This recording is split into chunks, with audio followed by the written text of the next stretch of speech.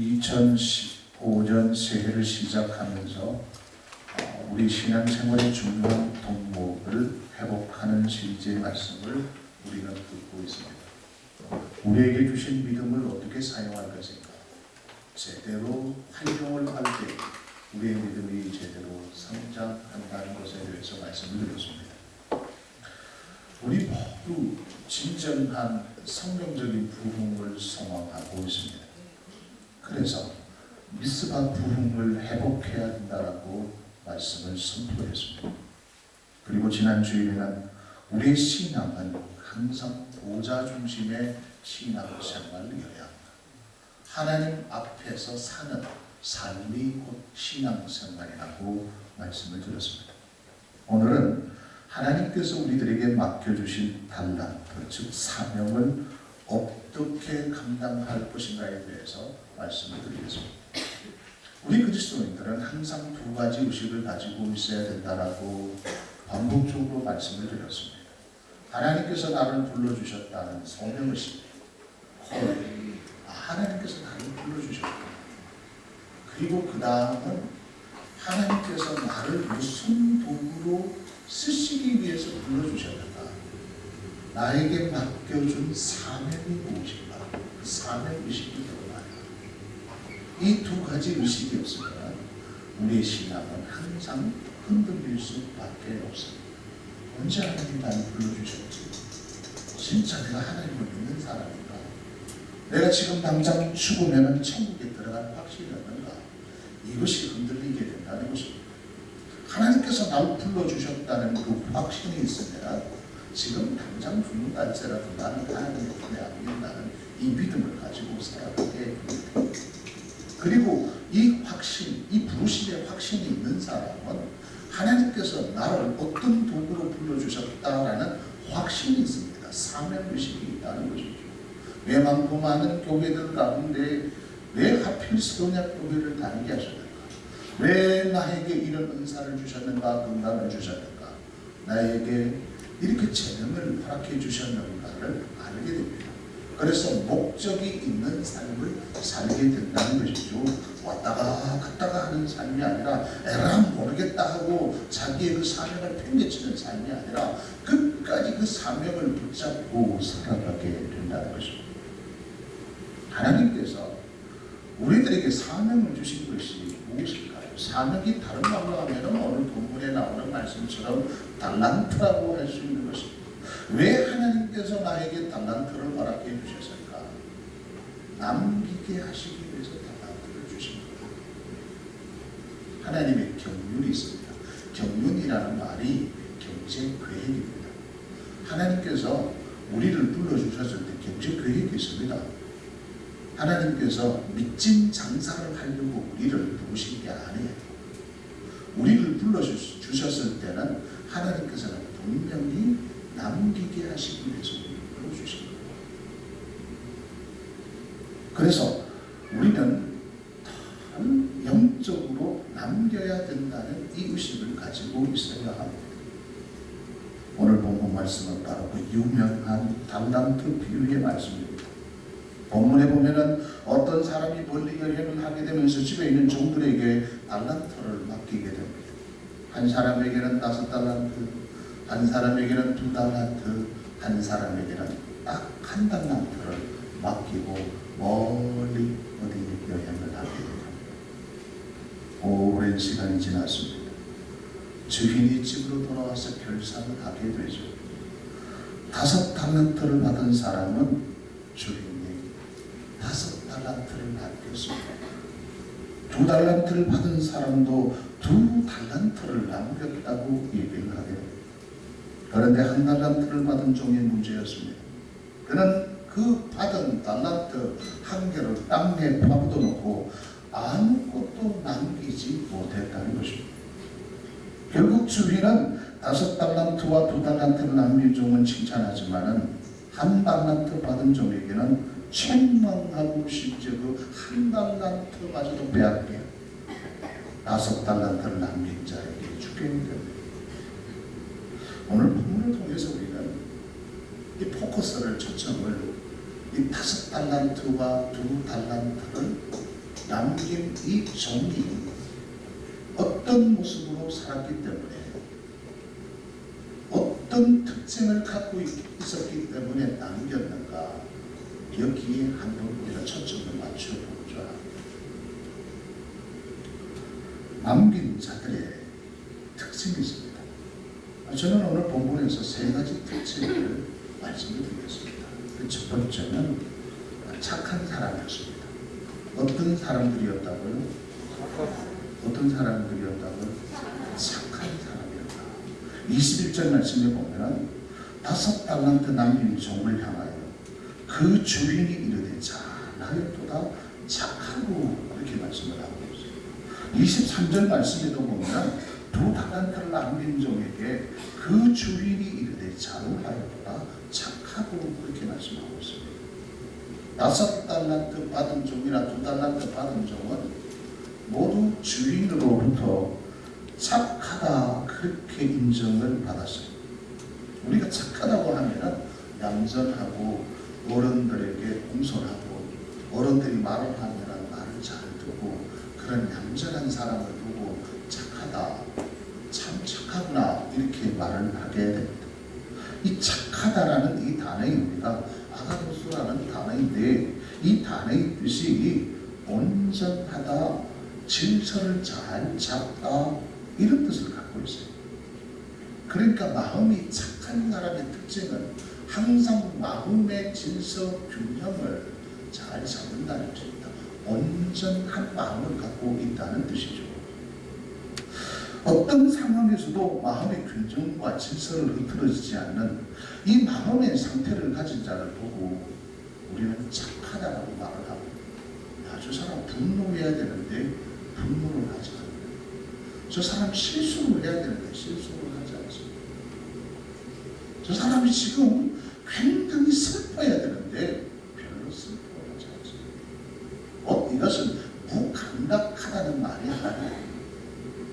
어떤 상황, 어떤 시간, 어떤 사건을 만나든지 간에 이 착한 사람의 특징은 마음의 평온을 유지한다는 것입니다. 좌로나 우로 치우치지 아니하고 생각의 질서, 감정의 질서, 언어의 질서를 잡아나가는 사람을 보고 착한 사람이라고 말을 할 수 있습니다. 마음의 균형을 잡는다는 것은 참으로 힘든 일입니다. 누군가 나를 계속 괴롭히고 건드릴 때 우리는 분노할 수밖에 없는 것이죠. 누군가 나에게 자꾸 해를 끼치고 나에 대해서 뒤에서 자꾸 수근수근거리고 비방하고 참소할 때에 그 사람 앞에서 내 감정을 다스린다는 것은 굉장히 힘든 것입니다. 나에게 매일 손해를 끼치는 사람에게 내가 어떻게 해야 되겠어요? 복수를 해야 되지 않습니까? 원수를 갚아야 되지 않습니까? 분노를 해야 될 때 분노해야 되지 않습니까? 그런데 그것을 질서를 잡아 나간다는 것입니다. 말은 2가지 종류의 말이 있습니다. 준마가 있고 야생마가 있습니다. 야생마는요, 힘만 세고 힘만 세요. 그래서 사람이 그냥 펼쳐버려 뛰어서 거의 10초 안에서 다 나가 떨어지게 되죠. 야생마는 무조건 힘을 씁니다. 힘을 조절할 수 있는 능력이 없어요. 그러나 준마는 힘을 쓸 때 씁니다. 천천히 걸어야 할 때는 걷고, 달려야 할 때는 달리고, 멈춰야 할 때는 멈추는 그런 준마. 마음의 질서가 있는 사람, 준마와 같은 사람, 진짜 분노로 터뜨릴 때는 분노하고, 용감히 행할 때는 용감하고, 어떤 때는 하염없이 낮아서 진짜 정말로 겸손할 때가 있어요. 어떤 때는 모든 불의 앞에서 맞서서 용감하게 싸우는 전사의 모습으로 나타난다는 것입니다. 그래서 이것을 가지고 착하다, 다른 말하면 온전하다, 그렇게 말을 한다는 것입니다. 마태복음 5장 48절 말씀에 보면은 그러므로 하늘에 계신 너희 아버지의 온전하시과 같이 너희도 온전하라, 이렇게 말씀하고 있습니다. 하나님이 온전하신 거예요. 하나님은 늘 마음에 질서를 지키시는 분이십니다. 우리 하나님은 이기적이신 분이 아니에요. 분노했다가 이상한 기질의 그런 성품을 가지신 분이 아니라는 것입니다. 온전하다는 의미가 뭘까요? 예수님께서 하나님이 온전하시다라고 하면서 그 온전하신 하나님에 대해서 비유하신 말씀이 마태복음 5장 45절 이하의 말씀입니다. 이같이 한즉 하늘에 계신 너희 아버지의 아들이 되리니 이는 하나님이 그 해를 악인과 선인에게 비추시며 비를 의로운 자와 불의한 자에게 내려주심이라. 너희가 너희를 사랑하는 자를 사랑하면 무슨 상이 있으리요? 세리로 이같이 아니하느냐? 또 너희가 너희 형제에게만 무난하면 남보다 더하는 것이 무엇이냐? 이방인들도 이같이 아니하느냐? 그렇게 말씀을 하고 있습니다. 하나님은 온전하신 분이신데 그 온전하다는 것은 마음의 질서가 무너지지 않고 균형을 잡고 있는 것을 말합니다. 만약에 하나님이 우리와 같이 이기적인 그런 마음을 갖고 계신다면은 원수를 미워하고 복수를 해야 하며 햇빛도 예수 믿는 사람에게만 신앙생활 잘 하는 사람에게만 비를 내려줘야 돼. 햇빛을 비춰줘야 돼. 그리고 악한 사람들, 세상 사람들, 예수를 믿지 않는 사람들의 밭에는 비도 내려주지 말아야 돼.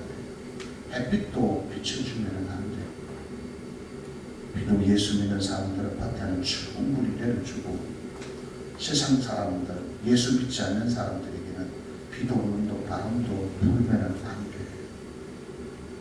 우리 그리스도인들은 하나님 앞에서나 행하는 태도, 사람들 앞에서 행하는 태도가 늘 동일해야 한다는 것입니다.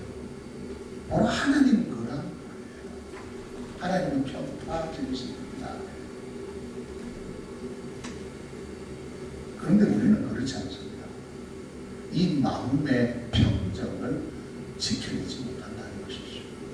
세상 사람들 앞에 우리가 섰을 때 우리 그리스도인의 어떤 평정심, 이 온전함, 어떤 착한 모습으로 나타나야 되는데 그렇지 않다는 것입니다.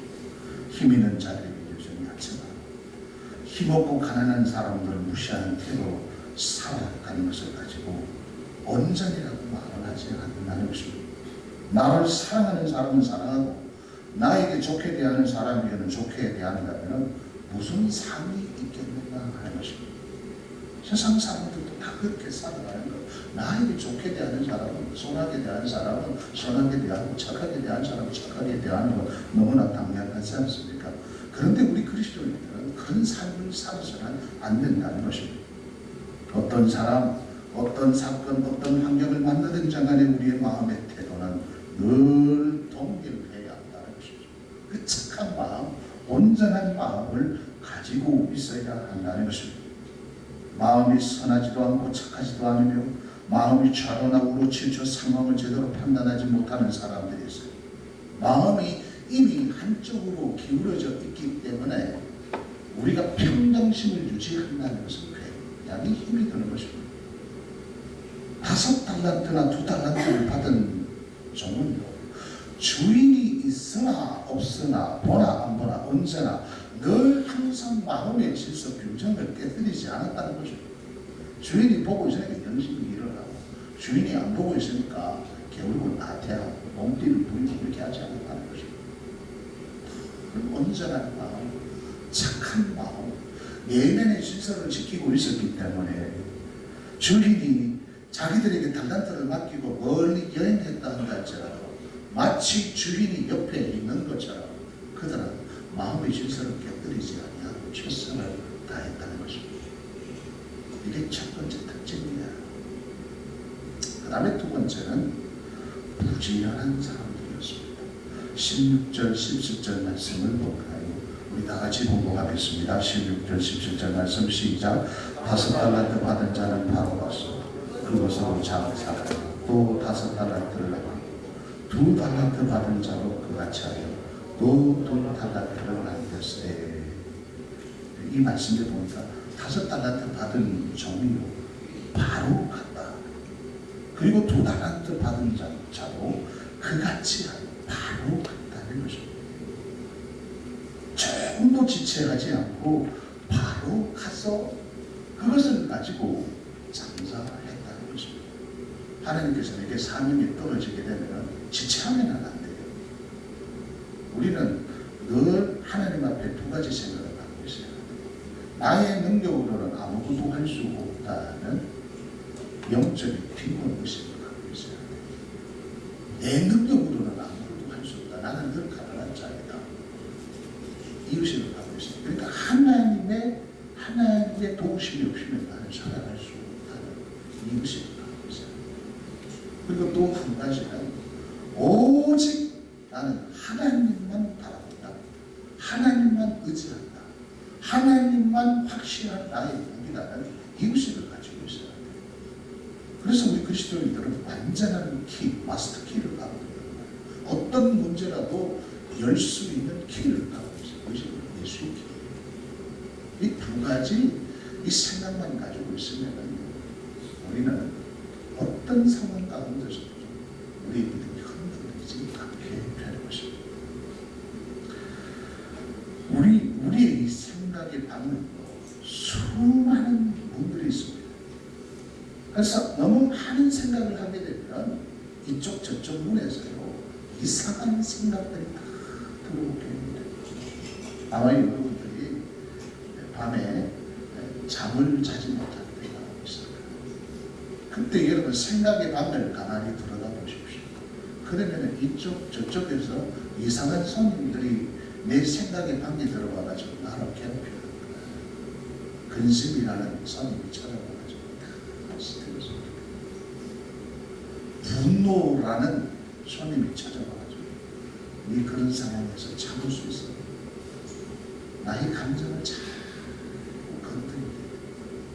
또 두려움이라는 손님이 찾아와요. 염려라는 손님이 찾아와가지고 그걸 괴롭히는 거예요. 손님이 우리 집 오면 어떻게 편한 잠을 잘 수가 있겠습니까? 내 마음에 이 생각의 방에 이런 온갖 이런 잡다한 쓰레기와 같은 생각하지 말아야 하는 생각들이 우리의 생각의 방에 들어오기 시작하면 이거는 괜찮을 수 없다. 그래서 잠을 못 자겠습니다. 로마서 12장 3절 말씀을 보면 내게 주신 은혜로 말미암아 너희 각 사람에게 말하노니 마땅히 생각할 그 이상의 생각을 품지 말고 오직 하나님께서 각 사람에게 나눠주신 믿음의 분량대로 지혜롭게 생각하라. 이렇게 말씀을 하고 있습니다. 마땅히 생각할 그 이상의 생각을 품지 말라는 것입니다. 믿음의 분량대로 지혜롭게 생각하라. 그렇게 말씀합니다. 이 5달란트, 2달란트 받은 종은 단순한 생각을 한 거예요. 주인이 우리들에게 달란트를 맡겨줬다. 달란트를 맡긴 목적은 남기기 위한 것이다. 어떻게 하면은 남길 것인가? 이 단순한 생각을 했다는 것입니다. 단순한 생각을 하고 생각이 물을 나가버린 거예요. 게으르고 나태한 사람의 생각 속에는 항상 게으르고 나태하게 만드는 생각이 있습니다. 내가 왜 이렇게 했느냐? 변명과 핑계, 이걸 생각하게 됩니다. 이 아이들을 들어보면 게으르고 나태해질 수밖에 없는 거예요. 실패한 사람은 늘 실패하는 것을 얘기합니다. 내가 이런 환경이기 때문에 내가 실패할 수밖에 없습니다. 나의 주변에는 사람이 없습니다. 나의 적은 통장에는 돈이 없습니다. 나는 배운 것이 없어요. 나는 세상적인 경험도 없습니다. 나는 결정적인 약점인 내게 지병이 있습니다. 질병이 있습니다. 그리고 이야기를 들어보면은 다 맞아요. 이 사람 배우지 못했기 때문에 실패할 수밖에 없겠구나. 이거 사람이 없구만. 이 사람이 일자무식이구만. 그렇지. 이런 큰 병에 걸렸으니 어떻게 성공할 수가 있어? 그것을 생각하고 얘기합니다. 그럼 다 실패할 수밖에 없는 거예요. 그러나 성공하는 사람은 성공하는 얘기를 해요.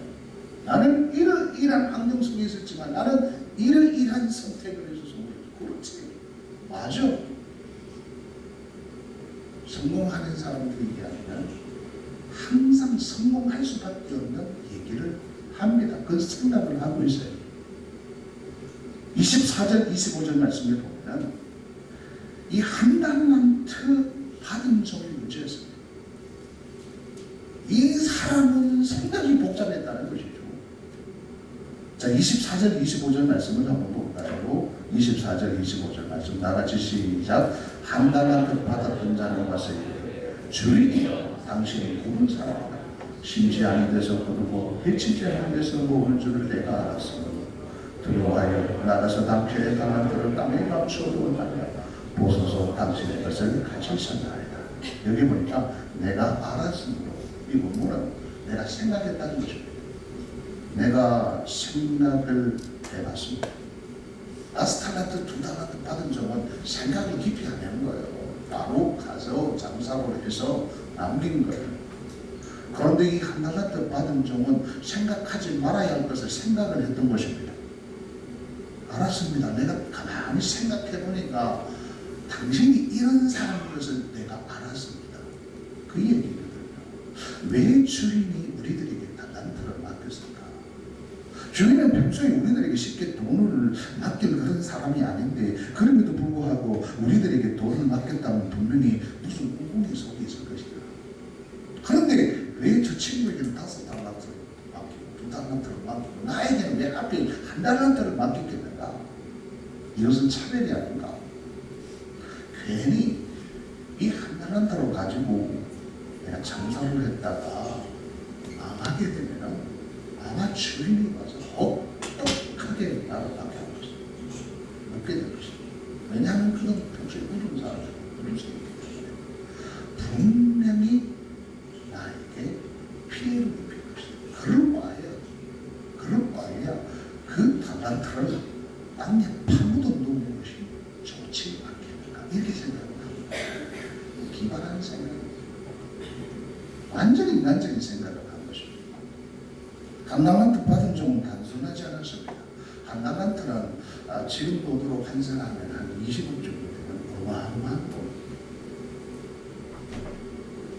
생각이 복잡했기 때문에 부지런한 자리로 나가지 못하게 된 것이죠. 우리가 믿음의 생각을 하게 되면, 단순한 생각을 하게 되면 하나님께서 내게 맡겨진 그 사명을 향하여 부지런할 수밖에 없습니다. 왜?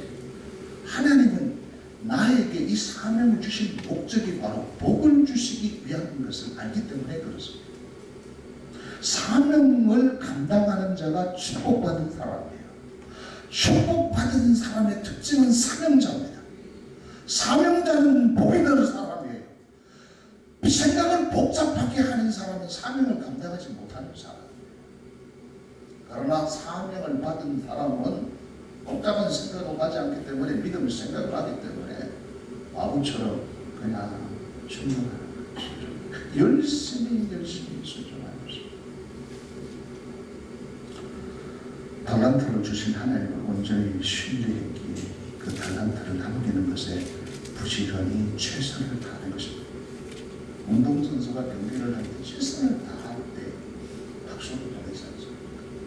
농부가 저 빈들에 나가서 열심히 땀을 타고 그곳에 씨앗을 심고 땀 흘리는 모습이 아름답지 않습니까? 우리 그리스도인들이 내게 맡겨진 그 사명, 그게 5달란트든 2달란트든 1달란트든 누가 보든 보지 않는 제가 그냥 충성스럽게 최선을 다하는 그 모습이 아름다운 모습인 것입니다. 그다음 세 번째, 이 5달란트, 2달란트 받은 종의 특징은요, 충성된 사람이었습니다. 21절 말씀에 보면 충성된 종아, 내가 적은 일에 충성하였으며 내가 많은 것을 내게 맡기리니 내 주인의 즐거움에 참여할지라. 23절에도 보면 충성된 종아, 내가 적은 일에 충성하였으며 내가 많은 것을 내게 맡기리니 내 주인의 즐거움에 참여할지라. 그렇게 말씀을 하고 있습니다. 달란트를 남기는 종들은 한마디로 충성된 사람이었습니다. 충성이라는 단어가 믿음이라는 단어와 같은 뜻이 피스토스. 피스토스에서 충성이 나오고 믿음이 나오고 거기서 싹이 다 나오는 거예요. 밑에 들어가 보면 뿌리가 한 뿌리예요. 그래서 충성스러운 사람이 믿음의 사람이고 믿음의 사람이 충성스러운 사람이에요. 그래서 이 피스토스라는 안에 뜻이 자기에게 맡긴 일에 대해서 최선을 다하고 수고하는 행위 때문에 믿을 만한, 신뢰할 만한 이런 뜻을 가지고 있습니다. 충성할 수 있었던 것은 가장 중요한 것이 뭡니까? 그 주인을 신뢰했기 때문에 그렇습니다. 충성이 들어오게 되면 충성할 수 있는 그 대상 주인을 신뢰합니다. 하나님께서 내게 사명을 주셨다면 사명을 주신 그 하나님을 절대 신뢰하게 됩니다. 그러면 자연스럽게 따라 나오는 것이 충성하죠. 신하는 군주에게 충성하죠. 정말로 왕을 존경하는 사람에게 충성합니다. 생명까지도 아까워하지 않냐. 그 주인을 위해서, 주인을 위해서 초래처럼 버리는 것이 신앙입니다. 이 충신들이지 않습니까? 모든 것을 그 군주를 위해서, 자기 주인을 위해서 희생하는 사람들이 충신이에요, 충신.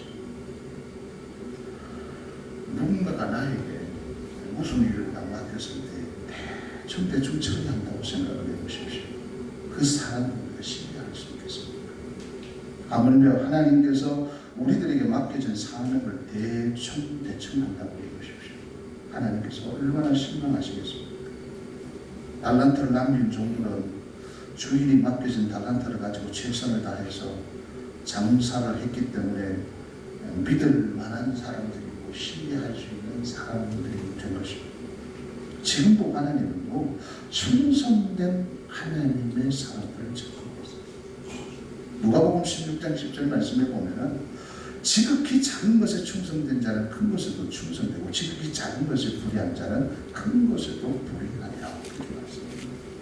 예수님께서 그렇게 말씀하셨습니다. 정말로 충성된 사람은 작은 것에도 충성된 자라는 것을 알 수 있습니다. 한 사람의 그리스도인이 하나님 보시기에 그 사람이 충성된 사람인가는 평소에 작은 것을 어떻게 관리하고 작은 것에 어떤 모습으로 하고 있는가를 보면 알 수 있습니다. 기도하는 태도 보면 알아요. 예배하는 그 행위 모습을 보면 알아요. 동사하는 모습을 보면 알 수 있습니다.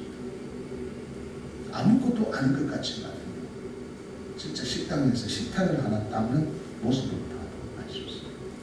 식당에서 설거지하는 모습을 봐도 알 수 있습니다. 충성스러운 사람은 작은 곳에서도 충성스럽게 하는 사람. 잠언 25장 13절 말씀을 보면 충성된 사자는 그를 보낸 이에게 마치 추수하는 날에 얼음 냉수 같아서 능히 그 주인의 마음을 시원하게 하느니라. 그렇게 말씀합니다. 지금도 하나님은 이 땅의 교회를 바라보면서 이 땅의 그리스도인들을 바라보면서 내 영적인 갈증을 채울 수 있는 여름날 냉수와 같은 자를 하나님께서 찾고 계십니다. 우리 세원약 교회가 냉수와 같은 교회가 되어야 되지 않겠습니까? 하나님께서 나를 보시면서 네가 정말로 여러분들 내가 갈증을 느끼고 있는 진짜 그냥 생수와 같은 냉수와 같은 자예요. 하나님께서 그렇게 우리를 인정해 주시면 얼마나 좋겠습니까? 저를 축복하시고 당신은 여러분들 냉수와 같은 사람입니다. 그렇게 축복해 주십니다.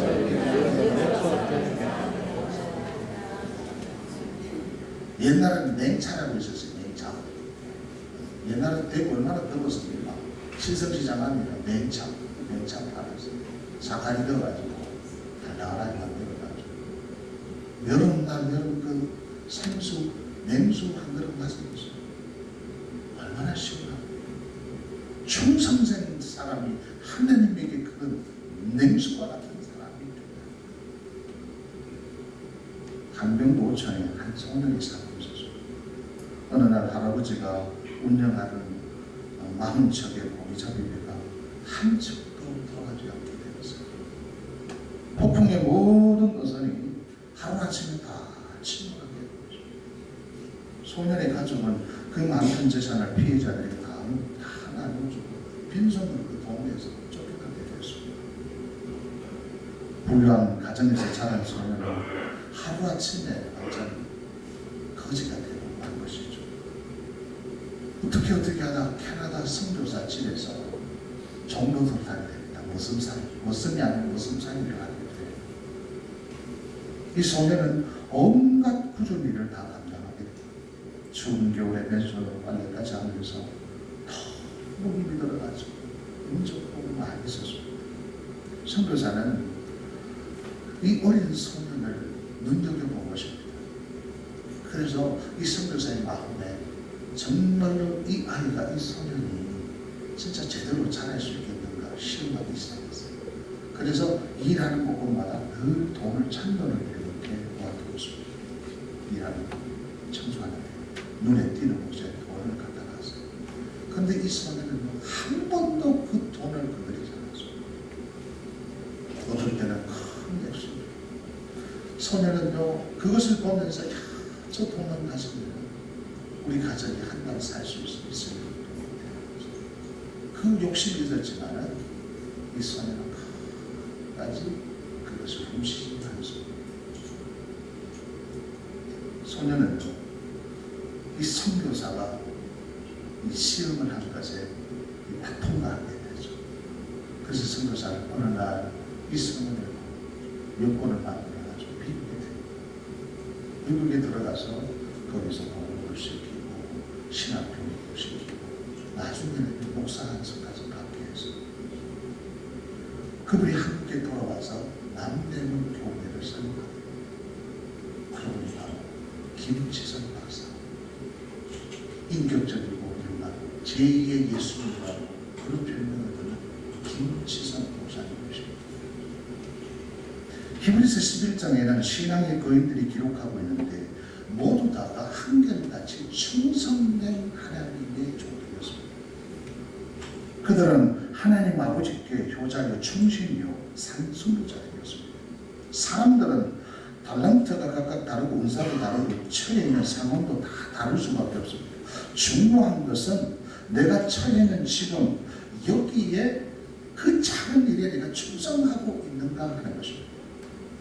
우리 그리스도인들이 부름받은 장소는 지금 여기 현재 지금 여기 지금 충성되지 못한다면 다른 어떤 곳에 가서도 충성되지 못하는 것입니다. 좀 더 나은 환경에서 내가 충성할 것이다. 그건 거짓말. 지금 나의 이 상황에서 어떻게 할 것인가. 하나님은 지금도 충성된 하나님의 사람들을 훈련시키시고 자꾸 계시는 것입니다. 사랑하는 성도 여러분, 결국 5달란트나 2달란트를 받은 종은 착하고 부지런하고 충성스러운 사람들에게 주님으로부터 칭찬을 받게 되었던 것입니다.